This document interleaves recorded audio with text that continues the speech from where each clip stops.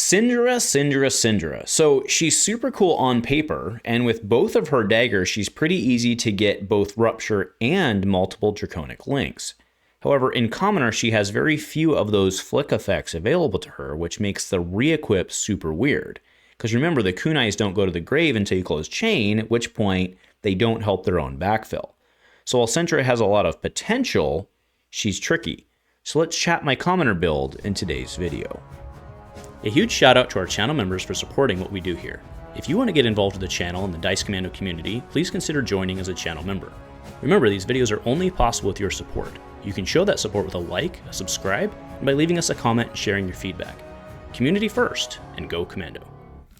Hey there, my flesh and blood friends. Welcome back to the channel. Thanks for tuning in today for our another installment of Dice Commando. That's right, talking Commoner format, and today specifically our knife flicking, dagger flicking ninja, Draconic ninja, which is Cindra. So she's very interesting in Commoner because on paper, she can do some pretty stupid things. So primarily, her main threat, Poison Blade, that's a common. So there's, in theory, some pretty gross things that could happen in this format with that. However, Cindra is very limited by the number of throw effects that she has. So her primary throw, or her functional throw effect, I should say, is Burning Blade Dance. However, this one says if you control 2 or more Draconic links, which is not a problem because you would have attacked with her Kodachi, or sorry, not her Kodachi, her Kunai, excuse me, Kunai into this. But this has to hit in order to flick. I don't think they're going to let you do that, right? I just don't think they're going to let you do that. Now, she also does have Throw Yourself at Them, which is a 3-2. So we're playing the full rainbow here, but this is a 3-2-1. And you get to flick and destroy the dagger. So that's good. And what's interesting about that is it, in a way, pays for itself. Because, again, as I mentioned in the intro, if you have to close the chain for the daggers to go to the drink in order to pull them back, they're not backfilling themselves. And that gets pretty expensive pretty quick, right? So Throw Yourself at Them is, in theory, kind of from a certain point of view, throw Obi-Wan on the screen, from a certain point of view, the card is free from a certain point of view. I hope you pick up what I'm laying down there, but it does make sense, right? So we have a full boat of that. So let's go ahead into the deck. Again, I know many of you've clicked on it already because I've been talking way too long about theory and how we got here. My apologies. So the equipment suite is weird. So stick with me on this one.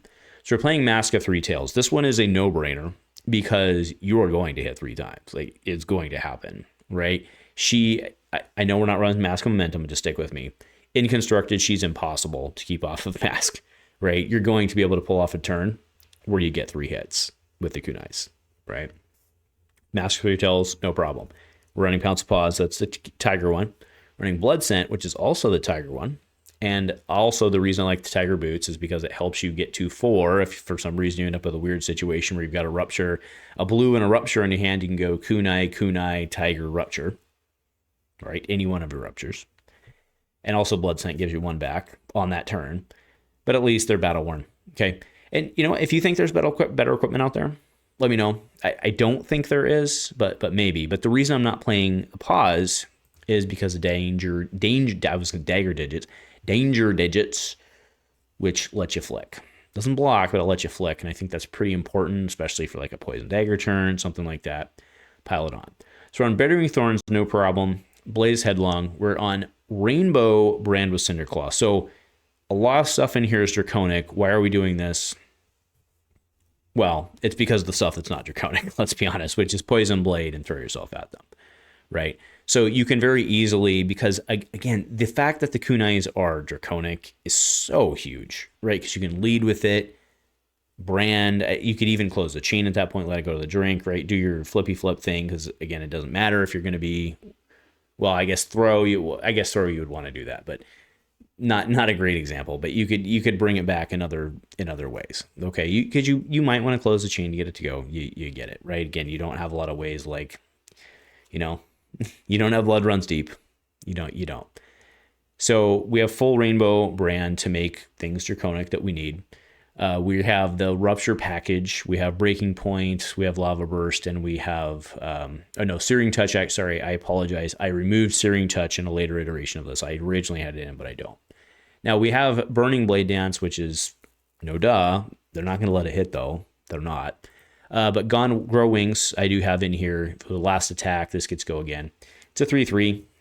Makes sense. It itself is not draconic, but it seems pretty decent. Hot on Their Heels. Ooh, I love this card. Lava Burst, a Lava Vein Loyalty. So what's really interesting about Cindra, kind of another disadvantage to her actually, is if you look at Lava Vein Loyalty, right? You're like, if you control 2 or more draconic links, gets go again. Well, that's what Hot on Your Heels does, but I can also mark them, which lets you create a fealty, which I suppose does the brand thing, but I wouldn't count on it, right? But Hot on Your Heels only exists in red, and Burning Blade Dance only exists in red. Okay. Bummer. Man, the rare, the like Whirling Blade one she has. Oh my God, I wish that card was common and not a rare. That would be pretty sweet. That would really help her a bunch. But it's not. It's a rare, probably for draft reasons. We are on Poison Blade, red, blue, Rising Resentment, red only, Rainbow of Throw Yourself at Them, Salt the Wound, because when you hit, right? This is effectively a Rupture. I mean, it's or better, a Rupture or better, and then Soul Bead Strike. Actually, you know what's interesting? Looking at this, Salt the Wound's actually a legit reason to play Snappies in this, because you could, in theory, at least, like Rupture and then Snappies. I don't know if that's worth giving up your armor. I think it's probably not, given what you're up against. So that's that. Now, what you're not seeing right now is the build out for the sideboard. I'll get that fixed in before the end, but functionally you're just you're red, so you're playing Arcane Polarity, you're gonna be playing a Popper, and you're playing a 3AB. That's what you've got, because you've got 2 weapons. That's all I've got in your sideboard, and that's pretty auto include, but I will make sure to get that updated in the link for all of those of you who left 10 minutes ago. So anyway, that's the start. I have to be honest, and I wanted to intentionally say this for the end. When I went in to do the Fang list, I was in a pretty negative spot, and I was like, oh, actually, I think this looks okay. When I came in to do the Cindra list, I was like, oh, this is going to be like the best one. And once you start doing the math on how you can't recur your daggers, she becomes a real challenge. I think, in Commoner. But maybe you kids are smarter than me and can figure out how to make her work. Because on paper, the potential be there. It'd be there. So anyway, let me know in the comments below. Nothing else, folks. Go Commando.